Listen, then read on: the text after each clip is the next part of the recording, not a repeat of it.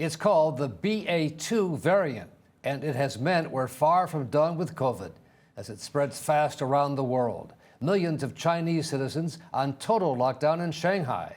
Mask mandates reimposed in Philadelphia, extended for all air and train travel across the U.S., with dozens of the Washington elite testing positive after attending a fancy dinner there last week.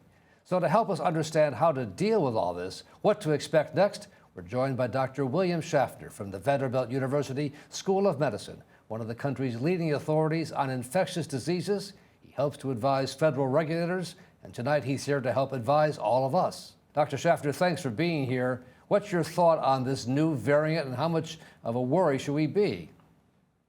Well, hello, Brian.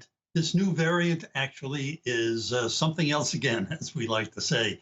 It's the son of Omicron. You can think of it that way, closely related to that Omicron variant. It's very highly contagious, even more contagious than its parent. However, it does not make you more seriously ill. And fortunately, our vaccines continue to be able to protect us against severe disease.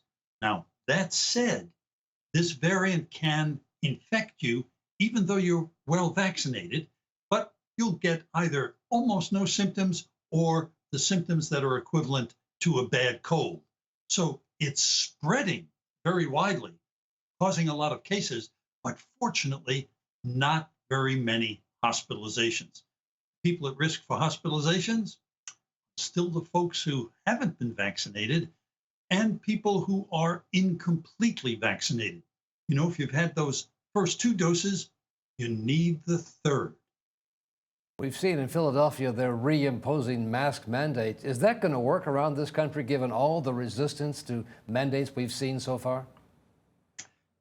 I think the receptivity to reintroducing mask mandates is going to vary a lot across the country. It may well work in Philadelphia, but I don't think it would be well received in my neck of the woods.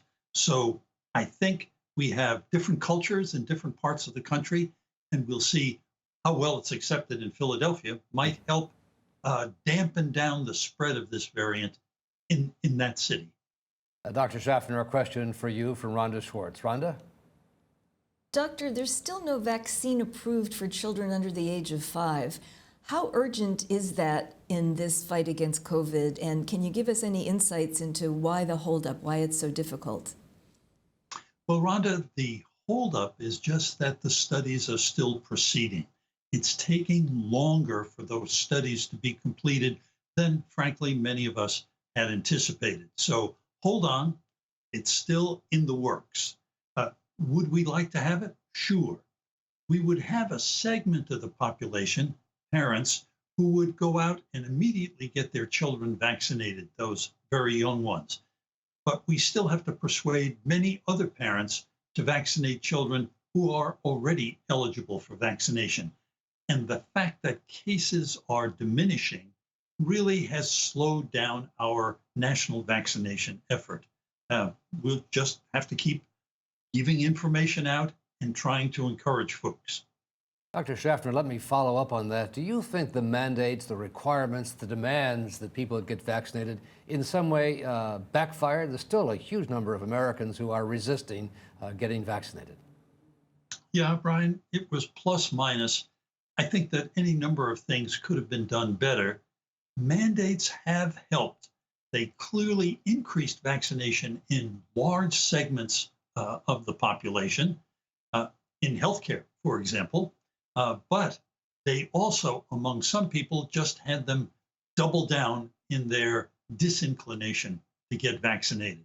The people who are really anti-vaccine, I think probably will remain that way. It's the people who are skeptical, hesitant, uncomfortable, whom we would still like to reach. So Dr. Schaffner, over the course of this pandemic, I guess it's now less of a pandemic than it was, you have been able to avoid being inflicted with it, as I have, but for most people, there's a sense like everyone's going to get it at some point. Well, you know, I think many people will get infected, particularly with this new BA.2 variant. However, there's still lots of people who are being very, very careful. Older persons, people with underlying illnesses, heart disease, lung disease, diabetes is so common. If you're medically obese, all of those people, as well as people who are immune compromised, they know that they are at increased risk of hospitalization, even if they've been vaccinated. So many of those people are still hunkering down, wearing their masks in public, and we need to support them when they do that. Finally, would you say the pandemic is over? Well, I wouldn't say over, Brian, but clearly the pandemic is on the wane. And now we're just about entering phase 2, the endemic phase. And by that, we mean the virus is not going to disappear. It will smolder in our population in some way going forward, and we'll have to deal with that. And that may well require, it's not recommended yet, but a periodic booster vaccination, perhaps with a retailored vaccine brought up to date. That sounds a whole lot like what we do with flu. Exactly. Well, Dr. William Schaffner, as always, thanks so much for being with us here tonight. My pleasure. You bet. Up next, this week's winners and losers in the media, the good and the bad at CNN. You're watching Brian Ross Investigates on the Law and Crime Trial Network.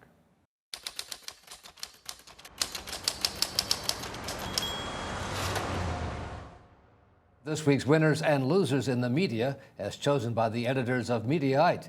And we're joined by Aidan McLaughlin, who's the editor-in-chief of Mediaite, which, like the Law and Crime Trial Network, is part of the Dan Abrams Media Group. And Aidan, you've chosen as your winner this week someone most Americans may never have heard of, David Zaslav. That's right. Most Americans may never have heard of him, but he's now one of the most powerful people in Hollywood and in news. As the new CEO of Warner Bros. Discovery, a new company which merged on Friday and now has basically wedded Warner Media, which owns CNN, HBO, and a slew of other networks, with Discovery, which is itself a massive entertainment company. The combined company now has 36,000 employees, all of whom fall under David Zaslav. Now, he's been the subject of glowing reporting in the last week, probably more so than I've seen for any other executive in recent memory. CNBC recently published a story that described him as high EQ, an incredibly compelling executive with a lot of friends in Hollywood and in news. Axios published a similar story that extolled his virtues as an executive. That said, he has a lot on his plate now, despite the glowing coverage. The newly merged company has $55 billion in debt that it now has to pay down. And there's a lot of synergy between the two companies as well. Reports are that he's looking to eliminate about $3 billion off the top of the balance sheet for Warner Brothers Discovery. So he has a lot of work to do. We'll see if any of that press starts to change in the next couple weeks. And we'll see how popular he remains as he cuts jobs and costs. That's right. And, we at Mediaite, we reported on his first meetings with CNN and HBO in CNN's New York and Washington, D.C. headquarters. And so far, our sources who attended those meetings at CNN have said that they're pretty confident and pretty pleased with what David Zaslav has said so far. And he sort of reassured them. He praised their Ukraine coverage. But once, cuts start to come, whether they come to CNN, CNN Plus, the streaming service that just launched 2 weeks ago and is reported to already be having some troubles with signups. I think some of that sentiment is going to start to change. We're just going to have to wait and see. And this week's loser, the former CNN anchor Chris Cuomo, allegedly planting a puff story on his own program on CNN to stave off a woman who might have made an allegation against him about sexual abuse. Here's that little clip. That's where WeWork came in. Now, this business has tons of special programs, including one for veterans. It pairs them with mentors and gives them a sponsored workspace, and then even helps them with networking for capital and otherwise. So, thanks to WeWork, Carrie's company, which makes sandals out of recycled tires, booming. So the allegation, Aidan, as you know, is that he arranged for that puff piece on WeWork to be aired to stave off someone who's going to make an allegation against him. Right. So you'll recall when Chris Cuomo was fired from CNN back in December, CNN said that not only was it because he advised his brother, New York Governor Andrew Cuomo, on his own allegations, but they also said that in their investigation, their internal investigation into what happened there, that a new allegation against Chris Cuomo himself, an allegation of sexual misconduct, came to light. Now, that allegation, as we know now from reporting, was from a junior staffer at ABC who worked with Chris Cuomo. And her lawyer sent a letter to CNN saying that Chris Cuomo actually sexually assaulted her at ABC. That is the claim.